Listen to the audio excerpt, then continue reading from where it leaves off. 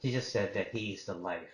In Holy Week, we confront the reality that the life itself is killed. How can the life be killed? I asked three Christian leaders, what kills life? I trust that their answers will help all of us to protect, celebrate, and spread life. My name is Charles Ryu. I'm the United Methodist pastor, currently serving a congregation known as Morningside United Methodist Church. It's located in Manhattan, New York. It has its origin as an English language ministry at Korean Methodist Church and Institute, New York 한인교회. That's the oldest Korean church in the East Coast. It's not the death that kills life, because death in the world, in God's created world, as certain life form dies, it creates new life forms. Always that life and death, there's a cycle of life. So death as part of life cycle.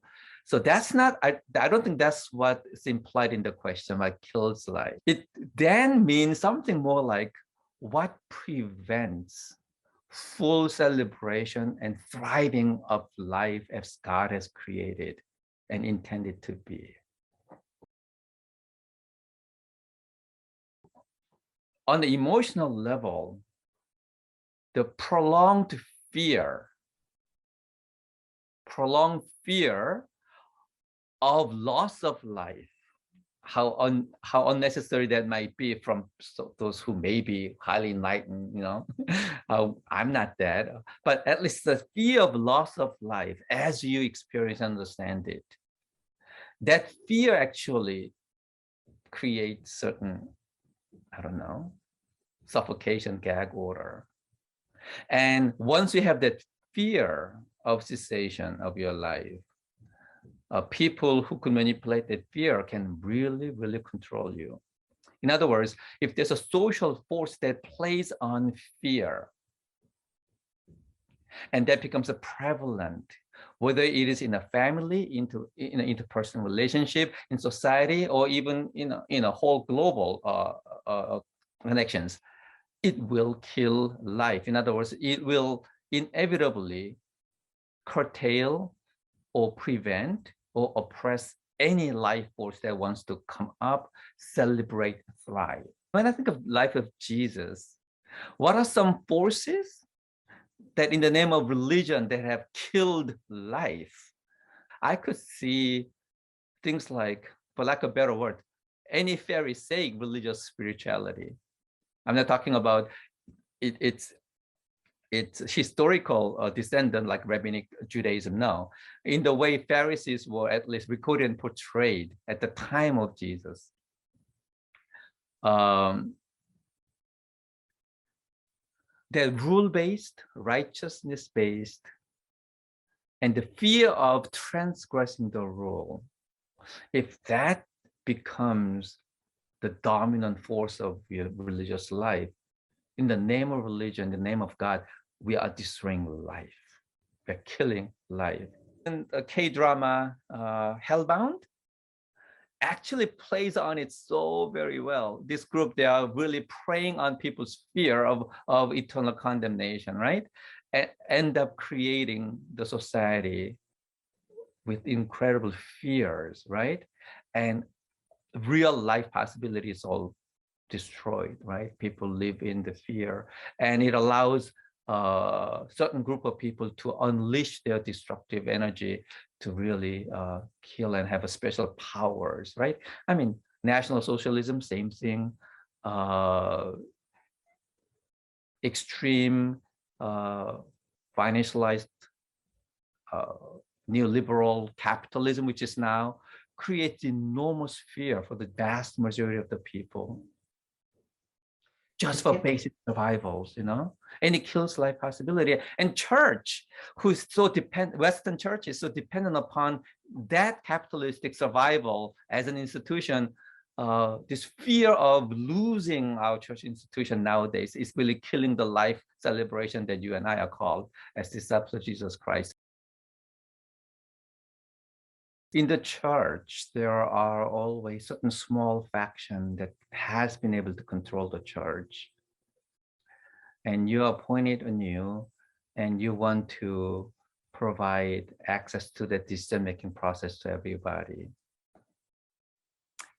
And then old power does all it can. It could try to bribe pastor, it could threaten pastor, really, whatever it is. Their focus is not on how to become, how to know the will of God, become faithful community of love and thrive and celebrate, teach that. Their focus is so much on whether this is my church, I want to control these things, and this pastor is in the way, and he's hanging out with the wrong kinds of people. It really prevents from both myself as their pastor and a lot of people who really desire to be in touch with the holiness of God, goodness of God, experience it and share that with everybody as Christ asked us to do.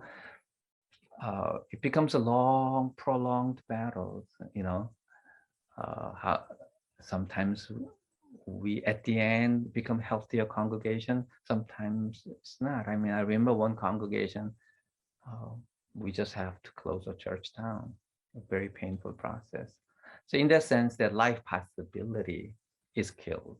In a personal life, as a young person,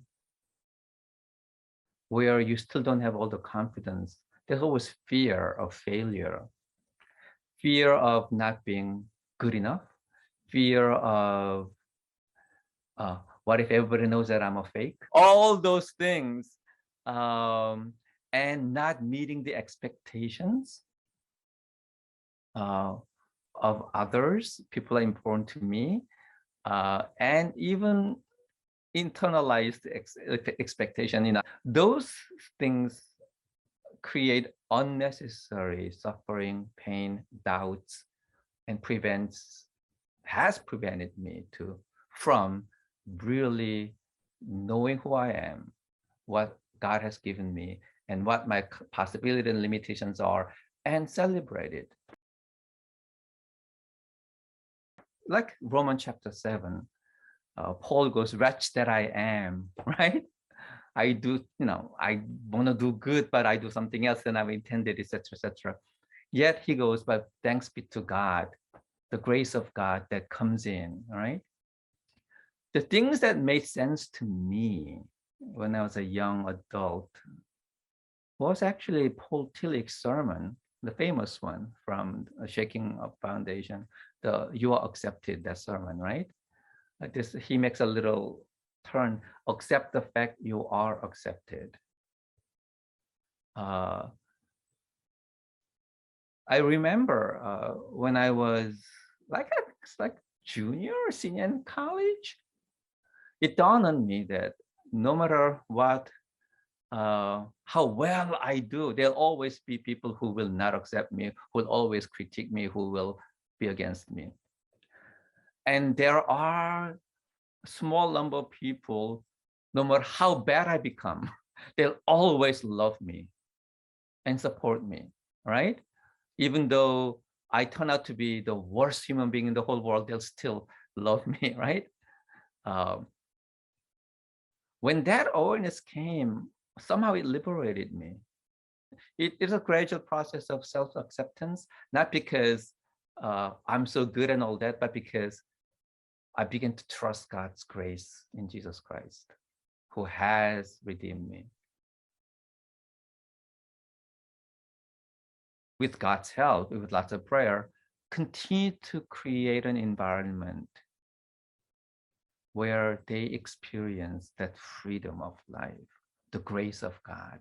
I remember one person who was in the later stage of his life. He was sick all the time, and he was one of the group of people who are organizing to make sure that I leave as soon as possible.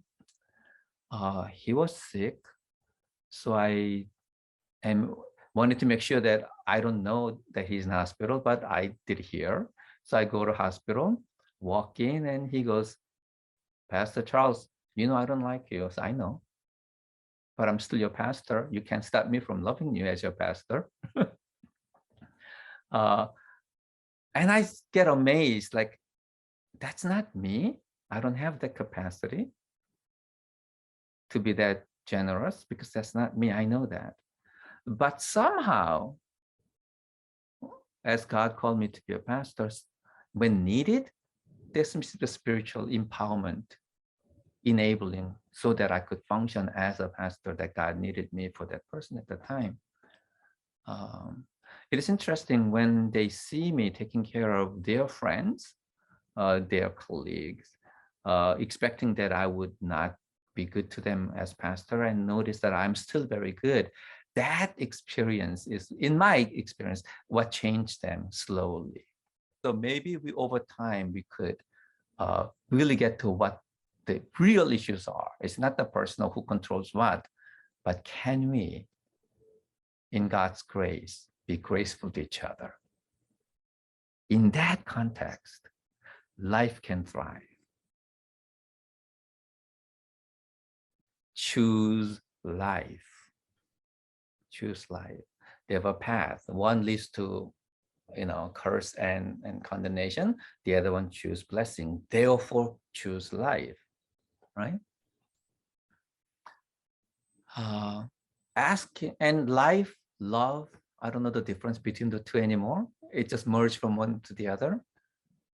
When I was doing a retreat at Gethsemane, 2 weeks, I don't know, there was one situation where it was a little difficult to respond properly. The guest master and I were together at the time, and he noticed my struggle. And so he asked me, what were you trying to do? I saw you a lot of hesitation, humming and hawing. And I said, I didn't know what to do. And so I was asking, given this, what is the most loving thing to do at this time that I could do? And he smiled and he's like, you're on the right track. I said, I remember that.